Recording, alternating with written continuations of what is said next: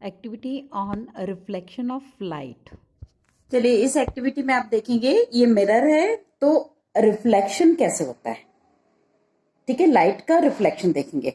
ये मिरर को हमने यहाँ प्लेस कर रखा है, ठीक है, और उसके सामने हमने ये एक लाइन ड्रॉ की, यहाँ पर एक लाइन ड्रॉ की है, उस पर हमने मिरर रखा हुआ है और उसके सामने एक एंगल बनाते हुए, याद रखेंगे आप एकदम फ्रंट से नहीं लेंगे, मतलब उसके परपेंडिकुलर ऑब्जेक्ट नहीं रखेंगे।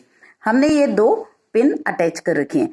अब हम यहां से इनकी जो इमेज दिखेगी, इनकी जो इमेज है उस इमेज को हाइड करते हुए हम यहां पर पिन लगाएंगे। ठीक है,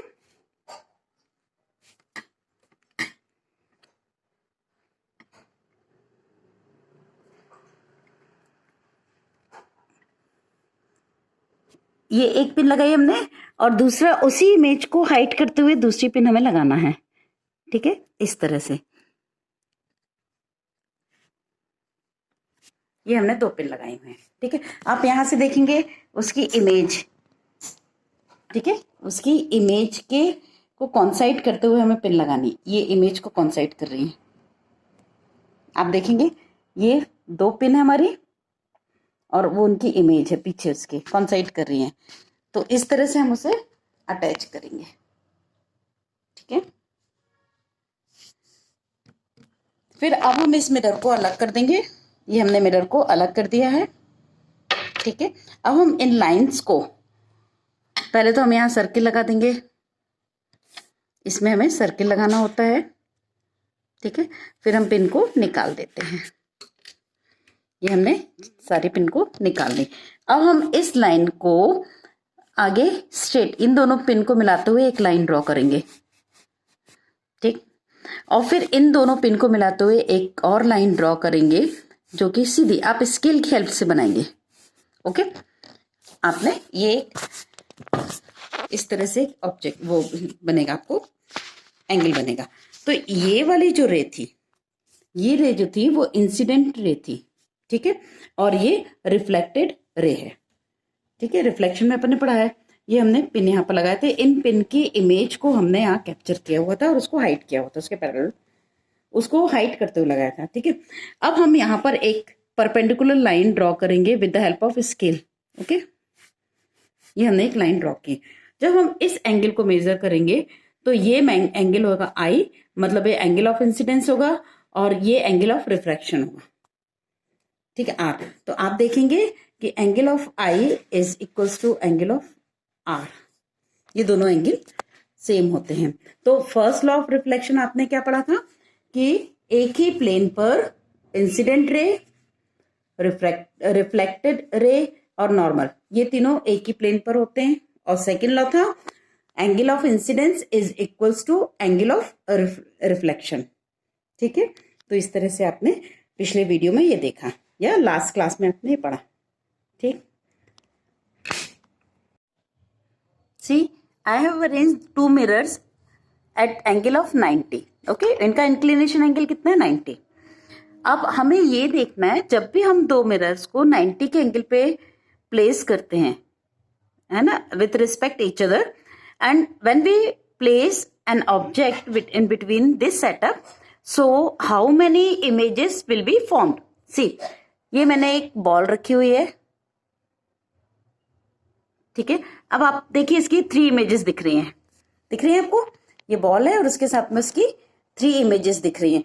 तो जब भी हम 90 के एंगल पे रखते हैं तो हमारा फॉर्मूला क्या था, number of images n is equals to 360 upon theta. Theta कितना है, 90 होल -1। ठीक है, तो यहां पर हमने थीटा कितनी वैल्यू पुट करी, n is equals to 360 upon 90 -1, so it becomes 3। तो 3 इमेजेस आपने देखी, ये देखिए 3 इमेजेस दिख रही है उसकी। ठीक है, ये 3 इमेज दिख रही हैं। अब हम इसका एंगल चेंज करते हैं। ठीक है, अब इस सेटअप को देखिए, मैंने दो मिरर्स को आपस में पैरेलल रखा हुआ है। ठीक है, ये दो मिरर्स क्या हैं, पैरेलल रखे हुए हैं। एक ये वाला मिरर है, ये वाला, और एक ये वाला मिरर है। ठीक है, और इसके बीच में एक ऑब्जेक्ट रखा है। तो तो इसका मतलब ये इन दोनों के बीच में इंक्लिनेशन एंगल 0, कोई भी एंगल नहीं है क्योंकि एक दूसरे के पैरेलल रखे हुए हैं, है ना। दोनों मिरर एक दूसरे के पैरेलल हैं।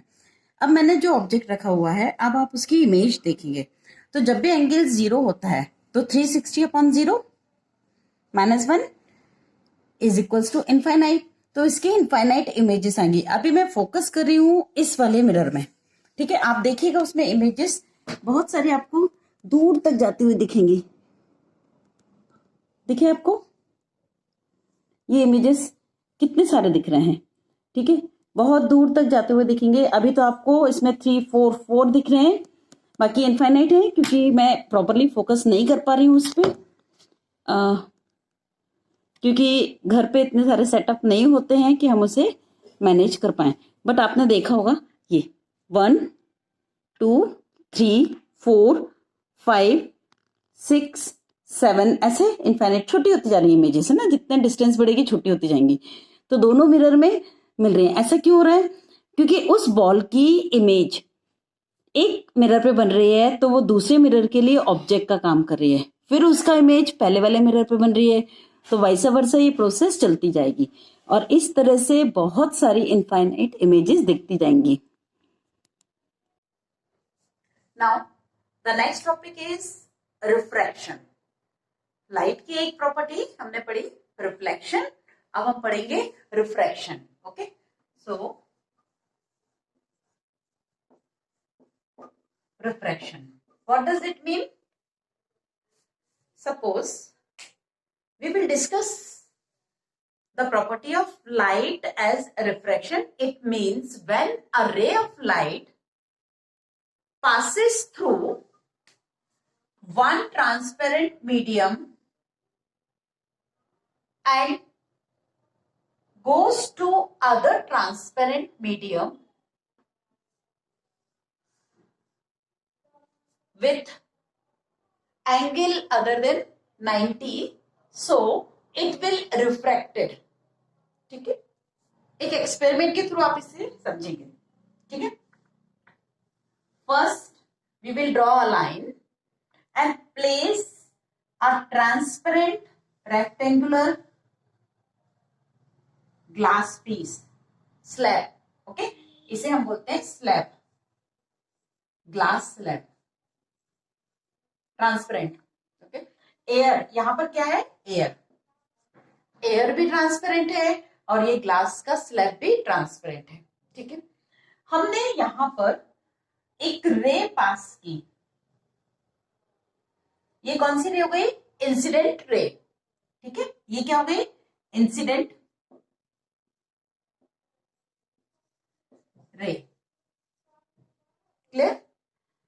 एंड जैसे ये रे हम, ये तो ट्रांसपेरेंट मीडियम है एयर, ग्लास भी ट्रांसपेरेंट है, तो जब भी कभी रे ट्रांसपेरेंट मीडियम एक से दूसरे ट्रांसपेरेंट मीडियम में जब पास होती है, ठीक है, तो उसकी स्पीड में चेंज आ जाता है, क्लियर। लाइट की स्पीड एयर में या वैक्यूम में, speed of light in air और वैक्यूम 3 × 10⁸ मीटर पर सेकेंड, इतनी स्पीड से लाइट एक सेकेंड में इतने मीटर ट्रेवल करती है, एयर में या वैक्यूम में। मतलब इसमें थोड़ा सा ज्यादा होती है वैक्यूम में, एयर में उससे बहुत माइन्यूट सा डिफरेंस आप मान के चलेंगे, अभी 8th क्लास में है इसलिए, बाकी ये लगभग अपन अप्रोक्सीमेटली सेम मान के चलते हैं। But in glass its speed is reduces, light की स्पीड कम हो जाती है, ठीक है। क्यों? क्योंकि एयर जो है वो रेयरर मीडियम है और जो ग्लास है वो डेंसर मीडियम है। मतलब डेंस है, डेंस मीन्स उसके मॉलिक्यूल्स पास पास है, उसके पार्टिकल्स पास पास है, कॉम्पैक्टली पैक है। वैसे भी आप जानते हो सॉलिड के पार्टिकल्स बहुत पास पास होते हैं, लिक्विड के थोड़े दूर और गैस के बहुत दूर होते हैं, ठीक है। तो density means per unit area में नंबर ऑफ पार्टिकल्स। ये सॉलिड है, सॉलिड में इतने पास पास आप पार्टिकल्स ड्रॉ करते हो, ठीक है, और जो गैस होती है उसमें इतने दूर दूर, है ना। तो क्या ये क्या शो कर रहा है कि बहुत कॉम्पैक्ट पैकिंग है और ये बहुत लूज पैकिंग है। तो यहाँ पर डेंसिटी पर यूनिट एरिया में नंबर ऑफ पार्टिकल्स यहाँ कम है, यहाँ बहुत ज्यादा है, मतलब इसकी डेंसिटी ज्यादा है, ये बहुत घना है। तो इसे हम डेंसर मीडियम कहेंगे और इसे रेरर मीडियम कहेंगे।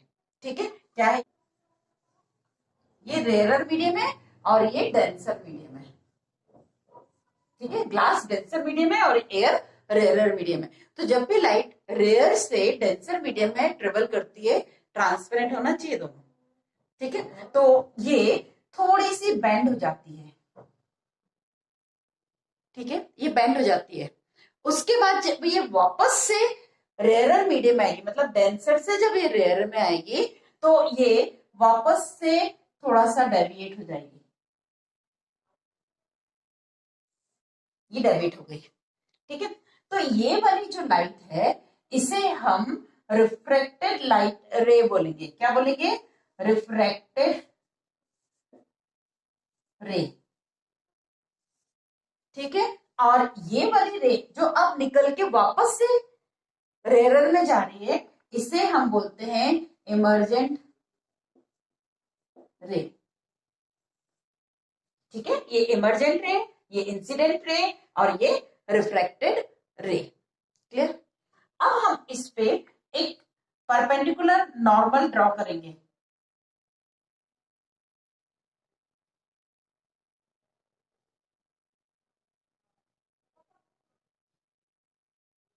ये हमने एक परपेंडिकुलर ड्रॉ किया हुआ है। ठीक है, परपेंडिकुलर क्या होता है, आपने रिफ्लेक्शन में भी देखा था। नॉर्मल, नॉर्मल जो है वो परपेंडिकुलर होता है प्लेन के। ठीक है, वैसे ही हम एक यहां पर भी परपेंडिकुलर एक लाइन ड्रॉ करेंगे, ये भी एक नॉर्मल है। ठीक है, आप एक बात ऑब्जर्व करेंगे, यहां पर आप देखेंगे ये एंगल और इस एंगल में डिफरेंस है। ये वाला एंगल बड़ा है, ये वाला एंगल छोटा है। क्यों, क्योंकि रे जब रेयरर मीडियम से डेंसर मीडियम में मूव करती है, पास होती है, तो वो इस नॉर्मल की तरफ बेंड हो जाती है। ठीक है, नॉर्मल की तरफ बेंड हो जाती है। और फिर अब उसके बाद आप देख रहे हैं ये वापस से रेयरर में जा रही है, तो ये नॉर्मल से away, it deviated away from the normal, ये दूर होने लगती है, तो ये वापस से ये दूर हो गई है। ठीक है, तो ये प्रोसेस पूरी थी रिफ्रैक्शन। ठीक है, इस रे को हम रिफ्रैक्टेड रे कह रहे हैं। ये एंगल और ये एंगल सेम रहेगा, ये एंगल और ये एंगल दोनों सेम रहेंगे। ये एंगल ऑफ रिफ्रैक्शन है, ये एंगल ऑफ इंसिडेंस है और ये एंगल ऑफ इमर्जेंट है। ये क्या है, इमर्जेंट एंगल, इमर्जेंट रे का इमर्जेंट एंगल जो कि नॉर्मल से बन रहा है। क्लियर हुआ। तो इस तरह से हमने इस प्रोसेस को देखा, रिफ्रैक्शन। ठीक है, ये क्या है, रिफ्रैक्शन प्रोसेस है। अब आप यहां पर दूसरी बात कुछ भी देख सकते हैं। इसके लिए अब हम कुछ एक्टिविटीज देखते हैं। ठीक है, उस एक्टिविटी को पहले मैं एक्सप्लेन कर देती हूँ, फिर आप देखेंगे। एक्चुअल में रिफ्रैक्शन से क्या होता है, मैं फिर से आपको क्लियर कर देती हूँ। रिफ्लेक्शन और रिफ्रैक्शन को हम दो प्रॉपर्टीज पढ़ चुके हैं। एक रिफ्लेक्शन, रिफ्लेक्शन क्या होता है, जब भी लाइट रे, ठीक है, कोई भी एक ऑप्टिकल रे या लाइट रे जब किसी एक मीडियम में ट्रेवल करती है, किसी एक मीडियम में ट्रेवल करती है ना, 90 के एंगल से आप बिल्कुल भी नहीं करेंगे, है ना, कुछ एक एंगल बनाते हुए। ये हमारा एक नॉर्मल बनाया हुआ हमने, यहां से इंसिडेंट रे आ रही है। ठीक है, और ये सरफेस पॉलिश है, मतलब ट्रांसपेरेंट नहीं है। आप कुछ भी ले सकते हो, माइका का पीस ले सकते हो, ग्लास ले सकते हो, पेपर ले सकते हो, वॉल ले सकते हो, बट जितना ज्यादा ये पॉलिश लेयर होगी उतना अच्छा रिफ्लेक्शन आपको दिखेगा। ठीक है, तो अब क्या हो रहा है, इस मिरर से, ये हमने क्या लिया, मिरर, ये मिरर है। तो ये रे जब इस पे आती है तो यहां से बाउंस बैक होती है, इस तरह से, इस तरह से बाउंस बैक हो जाएगी। तो ये एंगल और ये एंगल दोनों बराबर हो गए। ये आई है एंगल ऑफ इंसिडेंस और ये एंगल ऑफ रिफ्लेक्शन। तो इस फिनोमिना को हम क्या बोल रहे थे, ये फिनोमिना है रिफ्लेक्शन। ठीक है, इसमें ए एंगल बराबर होते हैं और प्लेन पर ही तीनों आपको मिलेंगे, incident ray, reflected ray and normal, तीनों एक ही प्लेन पर होते हैं। क्लियर है? ये मैंने यहां तक ले लिया, ऐसे आप नहीं लेंगे, इतना हुआ क्लियर। और ये लॉ ऑफ रिफ्लेक्शन था। ठीक, अब हम इस तरफ आते हैं, हम रिफ्रैक्शन को देखें, मैं कंपेयर करा रही हूँ दोनों को फिर से, है ना। तो हमने एक लाइन ड्रॉ की, उस पे एक हमने एक लाइन ड्रॉ की और उस पे एक ग्लास स्लैब रखा, ठीक है, ये क्या था, मिरर, और ये क्या है, ग्लास स्लैब। ठीक है, हम इस पे एक नॉर्मल ड्रॉ करते हैं। ठीक, अब हमने यहां से एक इंसिडेंट रे पास की, आप यहां पर भी ध्यान रखेंगे, हम एकदम 90 के एंगल से रे पास नहीं करेंगे। ठीक है, फिर उसके बाद हमने देखा ये रे बेंड हो जाती है और हमने एक और नॉर्मल यहां, सॉरी, ये रे यहां बेंड हो जाती है और उसके बाद ये वापस से इसकी बेंडिंग स्टार्ट हो जाती है। तो यहां पर भी हमने एक नॉर्मल ड्रॉ करके देखा। ठीक है, तो अब इसमें ये हो रहा था कि ये रे जब जा रही थी, एक्चुअल में इसका पाथ तो ये होना चाहिए था, इसका पाथ ये होना था। यदि ग्लास स्लैब नहीं होता तो आपने पहले भी पढ़ा है, 7th में भी पढ़ा है कि लाइट रे जो होती है वो ऑप्टिकल रे, मतलब वो स्ट्रेट लाइन में चलती है, उनका पाथ स्ट्रेट होता है। ठीक है, इनको रेक्टिलिनियर रे भी कहते हैं, रेक्टिलिनियर मतलब स्ट्रेट चलना। तो ये ऐसे जाना चाहिए था, लेकिन आपने देखा वो अपने पाथ से इतना डिस्प्लेस हो गई, एक्चुअल पाथ से डिस्प्लेस हो गई। ऐसा इसलिए हुआ क्योंकि ये इंसिडेंट रे किसी एक एंगल से अपन ने इसको पास किया था। ठीक है, अब ये रेयरर मीडियम से ये डेंसर मीडियम में है, ये डेंसर है और ये रेयर मीडियम में, क्या लिया अपन ने, एयर में से करा रहे हैं। ठीक है, तो जब ये डेंसर मीडियम में जाती है तो उसका नॉर्मल की तरफ, ये क्या है, ये नॉर्मल ड्रॉ किया हुआ है, जैसे यहाँ ड्रॉ किया हुआ था 90 के एंगल पे, तो ये नॉर्मल है, तो नॉर्मल की तरफ ये बेंड हो जाती है थोड़ी सी। ठीक है, क्यों, क्योंकि इसकी स्पीड में डिफरेंस आता है। ठीक है, जैसे ही मीडियम की डेंसिटी चेंज होती है, लाइट की स्पीड में डिफरेंस आता है। ठीक है, लाइट की स्पीड में डिफरेंस आने से अब ये बेंड हो गई। फिर जब वो वापस से रेयर मीडियम में आती है, डेंसर से वापस से एयर में आ रही है या रेयर मीडियम में, रेयर मीडियम में जब ये आ रही है, ठीक है, तो वो वापस नॉर्मल से दूर होने लगती है क्योंकि इसकी स्पीड फिर चेंज हो गई है। क्लियर हुआ, इतना क्लियर हो आपको? तो ये इस तरह से हम ड्रॉ कर पा रहे हैं। तो ये वाला पार्ट क्या था, रिफ्रैक्शन। ये पार्ट क्या है, रिफ्रैक्शन। इस रे को हम बोलते हैं, जो मीडियम चेंज होने के बाद वापस से इसमें आ रही है, उसको बोलते हैं इमर्जेंट, इमर्जेंट रे। ये वाली रे जो है वो रिफ्रैक्टेड रे and this one is incident ray. ठीक है, ये क्या है, इंसिडेंट रे। और इसको हम अभी, आपको इतना डिटेल में नहीं जाना है, बट आप इतना तो क्लियर समझ लीजिए कि इसका पाथ चेंज हो गया है, पाथ उसका चेंज हो गया, डेविएशन हुआ है, तो इसे आप डिस्प्लेसमेंट भी कह सकते हैं या डेविएशन फ्रॉम द पाथ भी कह सकते हैं। ठीक है, अभी आपके लिए इतना ही काफी है। क्लियर हुआ इतना?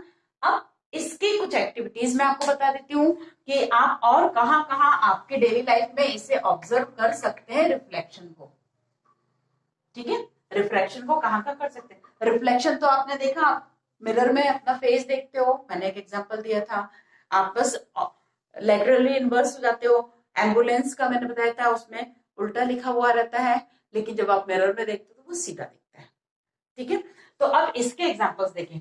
सपोज आप एक टेबल पे आपने एक ग्लास में वाटर भर रखा है। ठीक है, यहां पर आपने वाटर लिया हुआ है,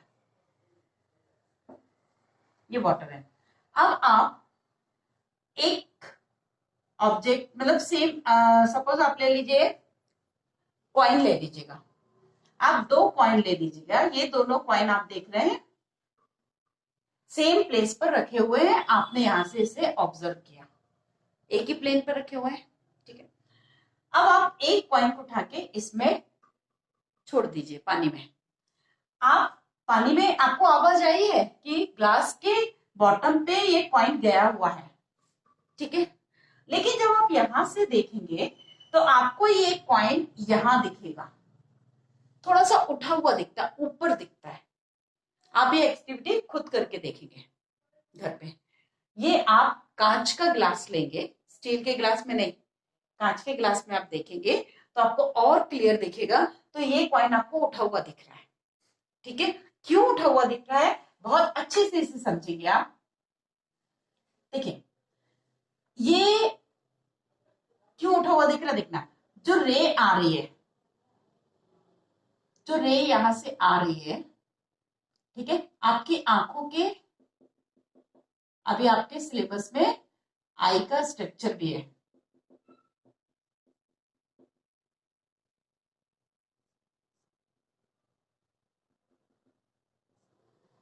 आप यहां से देख रहे हैं, आपकी आंखों में वो रे जा रही है, तब तो आपको इमेज दिखेगी उसकी, ठीक है। ये जो रे आ रही है वो आपको ऐसा लग रहा है कि वो यहां से आ रही है, यहां से आ रही है, ठीक है। जबकि वो रे आपको यहां से आती हुई दिख रही है, रे यहां से जा रही है बट आप दिख रहे हो कि यहां से आ रही है। क्यों आ रही है, क्योंकि उसकी बेंडिंग हो गई थी, ठीक है। वो नॉर्मल की तरफ से चल रही थी और जैसे ही रेयर मिड में गई तो दूर हो गई, क्योंकि नॉर्मल है। Let's see one more activity, okay. Take a glass of water, ठीक है, ये वाटर है, यहां पर आप देख रहे हैं पूरे में एयर है, ठीक है। अब आप एक पेन या पेंसिल या स्केल कुछ भी लीजिए जो कि एकदम स्ट्रेट हो, ठीक है।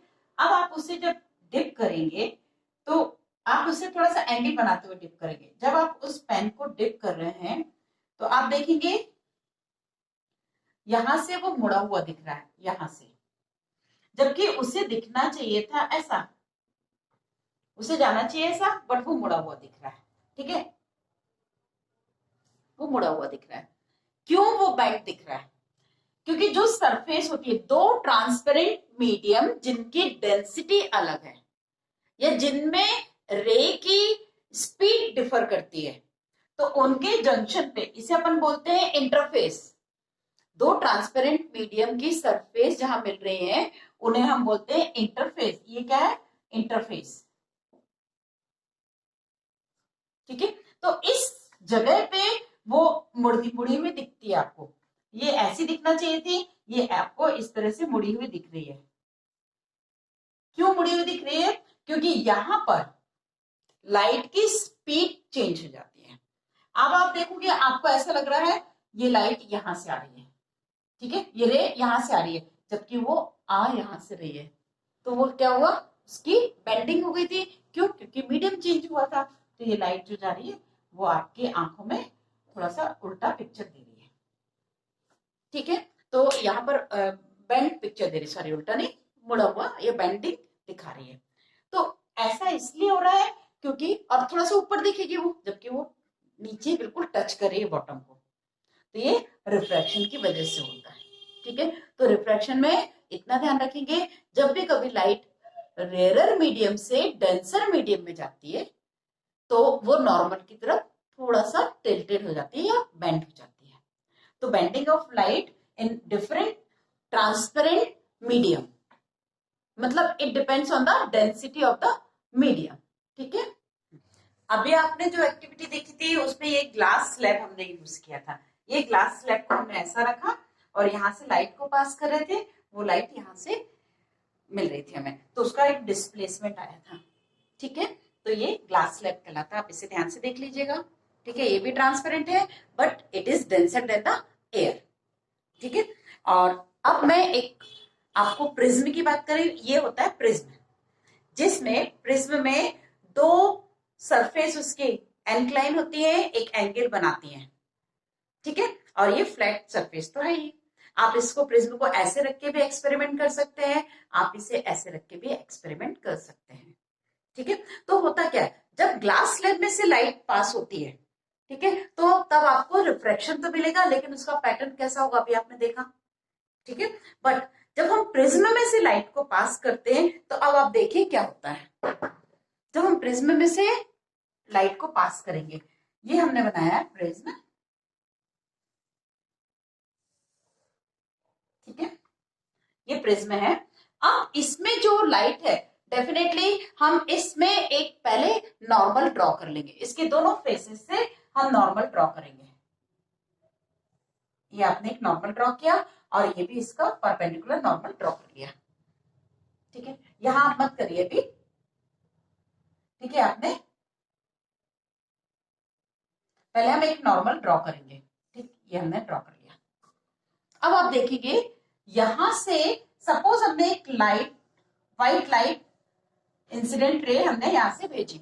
ये कौन सी रे है? इंसिडेंट।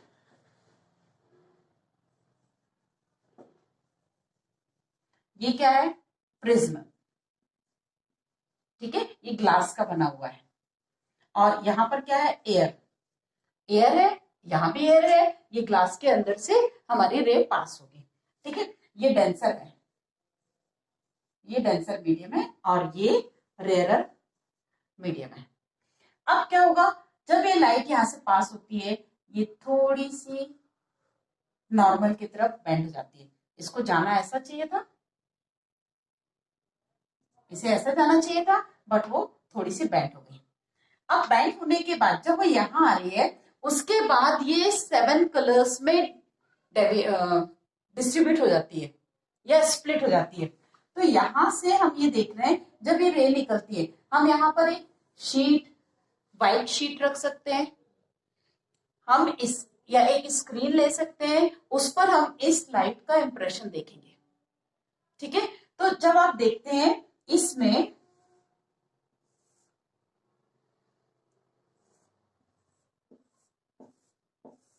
इस तरह से 7 कलर्स, 7 कलर्स के अलग अलग आपको 7 कलर्स दिखेंगे। मतलब ये वाली जो व्हाइट लाइट थी वो कुछ इस तरह से स्प्लिट होती गई और वहां से वो डेविएट होने लगे, सबके पाथ अलग हो गए। क्यों? क्योंकि यहां से जो व्हाइट लाइट आ रही थी, एक पहली बात तो ये प्रूफ हो गया आपको कि व्हाइट लाइट 7 कलर से मिलके बनी होती है। तो यहाँ ये 7 जो कलर्स मिल रहे हैं वो क्या है? विबग्योर, VIV, विबग्योर, है ना? ये क्या लगता है?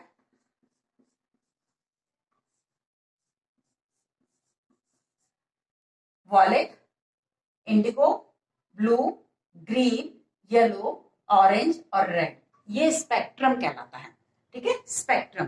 तो इस तरह से इसका मतलब ये हुआ कि जो व्हाइट लाइट है वो इन कलर से मिलके बनती है, तो हमने उसे स्प्लिट करके देख लिया। तो प्रिज्म की एक ये प्रॉपर्टी, जो लाइट की एक प्रॉपर्टी है, वो प्रिज्म के थ्रू आप देख पा रहे हैं, ग्लास स्लैब से आप नहीं देख पा रहे थे। क्यों? क्योंकि इसके जो फेसेस एक पर्टिकुलर एंगल पर रखी हुई है, जिसकी वजह से स्पेक्ट्रम फॉर्म हो रहा है, ये पैटर्न हमें मिल रहा है। तो रेनबो में भी यही कलर होते हैं। ठीक है, तो रेनबो कैसे बनता है? जब बारिश होती है तो बारिश के बाद बहुत छोटी छोटी टाइनी ड्रॉपलेट्स एयर में, एटमॉस्फेयर में सस्पेंडेड रहती हैं। ठीक है, तो वो ड्रॉपलेट्स, छोटी छोटी ड्रॉपलेट्स है, वो प्रिज्म का काम करती हैं, है ना? They act as small prism. So जब उन पे लाइट पड़ती है तो वो लाइट को इस तरह से स्प्लिट कर देते हैं, उसे, उसके सारे कंपोनेंट को, जो 7 कंपोनेंट से व्हाइट लाइट बनती है, उसे स्प्लिट कर देते हैं, उनको दूर दूर कर देते हैं। तो उनका ये सीक्वेंस होता है। अब यही सीक्वेंस क्यों मिलता है? क्योंकि जो 7 कलर्स मिक्स होके व्हाइट लाइट बना रहे हैं, वो 7 कलर्स की हर एक लाइट की, हर एक रे की, 7 कलर्स की रेज है, उन रेज की अपनी एक स्पीड होती है इस मीडियम में, ग्लास में। एयर में उनकी स्पीड एक सी थी, तो एक सी होने से वो साथ साथ चल रहे थे, तो हमको व्हाइट कलर नहीं मिल रहा था उनके कॉम्बिनेशन से। बट जैसे वो प्रिज्म के अंदर जाती हैं, तो मीडियम चेंज होने से ये डेंसर हो गया, तो उन अलग अलग रे की स्पीड अलग अलग हो जाती है, उनकी अपने नॉर्मल से बेंडिंग अलग अलग हो जाती है। एक्चुअल में ये रे जाना चाहिए था यहाँ, और ये दिख रही है इस तरह से, यहां से आ रही है, ऐसा लग रहा है यहां से आ रही है ना। तो इन यहाँ पर जो नॉर्मल है, अब क्या हो रहा है, नॉर्मल से दूर बेंड हो रही है। यहाँ पर नॉर्मल की तरफ बेंड हो गई थी, रे यहां से आ रही थी, फिर नॉर्मल की तरफ बेंड हुई, और उसके बाद फिर वो यहां से निकलने के बाद जब वो वापस से एयर में आ रही है तो नॉर्मल से दूर हो रही है। ये तो रिफ्रैक्शन था ही, बट इसमें प्रिज्म के इन फेसेस के अलाइनमेंट या अरेंजमेंट की वजह से इनकी स्प्लिटिंग भी हो गई, ये टूट भी गए, ये बिखर भी गई, ये दूर दूर भी हो गई, इनका सेपरेशन हो गया। ठीक है, तो ये जो सेपरेशन हो रहा है इसमें हमेशा आपको रेड कलर यहां दिखेगा ऊपर, क्यों, क्योंकि ये कम बेंड हो रहा है, नॉर्मल से कम बेंड हो रहा है। लेकिन जो वॉयलेट कलर है उसकी बेंडिंग सबसे ज्यादा हो रही है, सबसे ज्यादा हो रही है। इसका मतलब जो रेड कलर की स्पीड है, रेड कलर की रे की जो स्पीड है वो स्लो है, और वॉयलेट की सबसे ज्यादा होती है, इसलिए उसकी बेंडिंग ज्यादा हो गई। ठीक है, तो इस तरह से ये हमें स्पेक्ट्रम मिल रहा है, या इस तरह से हमें विबग्योर मिल रहा है, और बिल्कुल इसी पैटर्न में रेनबो फॉर्म होता है जो आप स्काई में देखते हो। 7 कलर्स का एक बैंड दिखता है ना आपको, रेनबो इस तरह से आप देखते हो। ठीक है, तो ये प्रिज्म, जो टाइनी ड्रॉपलेट्स है वो प्रिज्म का काम करती है और उसे स्प्लिटिंग कर देती हैं, तो इसको अपन डिफ्रैक्शन भी कहते हैं। स्प्लिटिंग हो रही है ना, इसको डिफ्रैक्शन कहेंगे। ठीक है, see this is source of light, torch, okay, and this one is prism, clear? And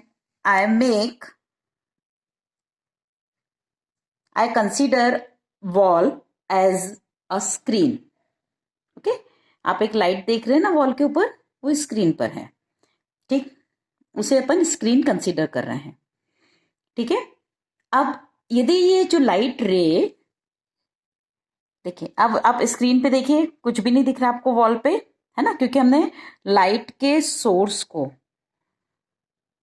light की रे को ऑब्स्ट्रक्ट कर दिया है। ठीक है, अब हम इसे लाइट को प्रिज्म के थ्रू पास होने देते हैं, clear? So when a ray, white light of sun rays और एनी सोर्स, ठीक है, ये व्हाइट लाइट है, देखिए आप व्हाइट दिख रहा है ना आपको, ये व्हाइट लाइट है। White light when passes through the prism, so diffraction will be occur. Diffraction means splitting of light. तो व्हाइट लाइट जो है वो प्रिज्म में से पास होने के बाद आप वॉल पे देखिएगा, वो अलग अलग कलर्स में स्प्लिट हो रही है। मैं फिर से इसे सेट कर रही हूं, आप वॉल पे देखेंगे, देखा आपने, ये रेड, फिर उसके बाद थोड़ा सा आपको येलोइश दिख रहा है, और फिर ब्लू। तो ये स्प्लिटिंग ऑफ लाइट हो रही है। ठीक है, स्प्लिटिंग के लिए आप इस बैंड को, हम उसका एंगल थोड़ा सा चेंज कर रहे हैं, आप देखिए इंटेंसिटी ऑफ कलर चेंज हो रही है। तो आपके जो वॉल पे दिख रहा है, राइट साइड में रेड कलर दिख रहा है, उसका बैंड दिख रहा है, और फिर लेफ्ट साइड में वो ब्लू होते जा रहा है। तो ये क्या है, diffraction of light. So when we see white light, it doesn't mean कि it form only white colors rays, okay? It consists by 7 rays, and all these rays having different color, okay? So after passing through the prism, diffraction will be occur। तो diffraction में light की splitting हो रही है। अब मैं यदि prism को अलग कर देती हूं तो आप देखेंगे वॉल पे लाइट सिर्फ सिंगल कलर की दिखेगी आपको, ये देखिए व्हाइट कलर की दिख रही है। ठीक है, और हमने क्या किया था, प्रिज्म के थ्रू उस व्हाइट लाइट की स्प्लिटिंग की थी, क्लियर है? अब आप इससे डिफ्रैक्शन को समझ सकते हैं। तो जब भी कभी प्रिज्म में से रे पास होती है, व्हाइट लाइट पास करते हैं, तो उसका डिफ्रैक्शन होता है, मींस वो डिफरेंट कलर में स्प्लिट होती है। तो इसका मतलब यह है कि लाइट कंसिस्ट बाय 7 कलर्स। आपने रेनबो देखा है, तो रेनबो भी 7 कलर का होता है। तो क्यों बना, मैं बाद में आपको एक्सप्लेन करूंगी कि रेनबो कैसे फॉर्म होता है, ओके? बट डिफ्रैक्शन आपने समझा अभी, डिफ्रैक्शन में लाइट की स्प्लिटिंग होती है जब हम उसे प्रिज्म में से पास करते हैं, clear? This is prism, and this is the source of light, means torch. Okay, when we pass the white ray from the prism है ना, prism is made by glass, ये कांच का बना होता है, तो हम उसके इस फेस से, ये जो आपको फेस दिख रही है ना, उसमें 90 का एंगल बिल्कुल भी नहीं बनाएंगे आप जब आप अपनी रे फॉल करेंगे इसमें, ठीक है। तो टॉर्च से मैं इसकी रेस इसमें फॉल कर रही हूं। अब आप देखेंगे सामने बोर्ड पर आपको दिखा, ये रिफ्रैक्टेड होके लाइट स्प्लिट हो रही है। यही वाइट लाइट आप देखेंगे, रेड दिख रहा है, फिर आपको हल्का सा येलोइश दिख रहा है, फिर ग्रीन, और फिर लास्ट में ब्लू कलर शो हो रहा है, ठीक है। तो ये जो ब्लू कलर आपको, ये लाइट आप देख पा रहे हैं बोर्ड पे, ये तो स्प्लिटिंग ऑफ वाइट कलर,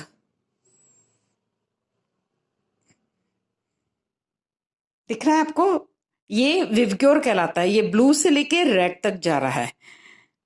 अभी मैं आपको इसका डिटेल आपको बताऊंगी। तो अब आप देखिए क्लियरली, इस तरफ में आपके लेफ्ट साइड में रेड कलर दिख रहा है और राइट साइड में आप देखेंगे ब्लू कलर दिख रहा है।